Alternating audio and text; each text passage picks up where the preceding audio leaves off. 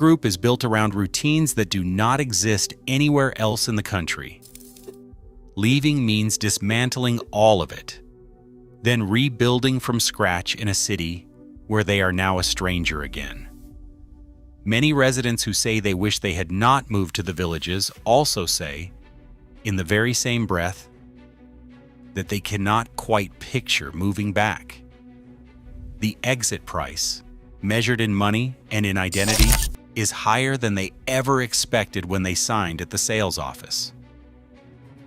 Take all 10 regrets together and a pattern emerges.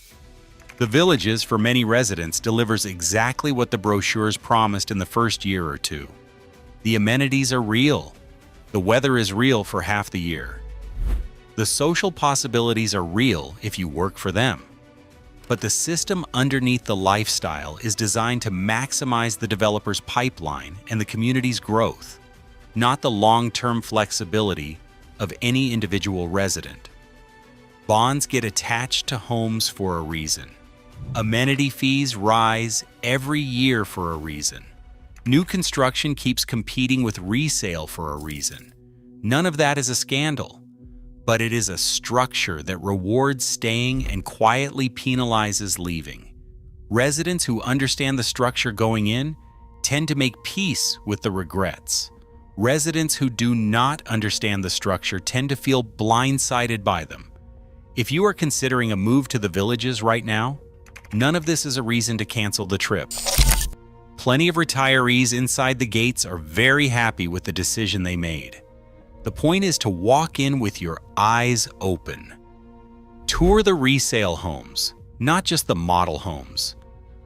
Walk 3 different villages at 3 different times of day.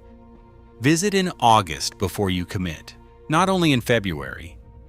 Ask your sales counselor for the exact bond figure on the specific home you are looking at, plus the current monthly amenity fee and the history of fee increases over the past 10 years. Drive to Ocala, Gainesville, and Orlando to see how far your specialist appointments will actually be. Talk to residents who have been there for 10 years, not only the ones still in their first 6 months of glow.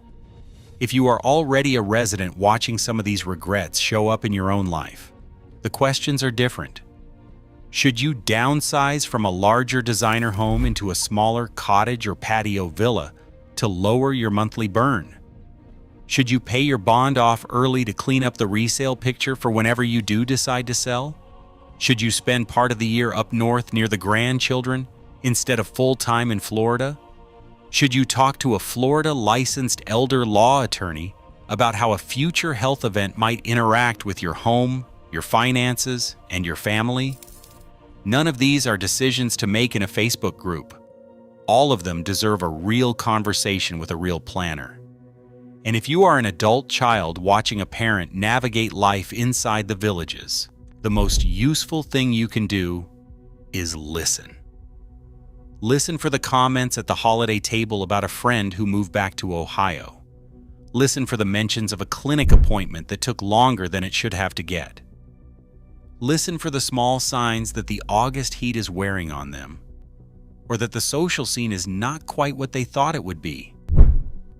Those small signals are often the early version of a much bigger conversation your parent is quietly working through.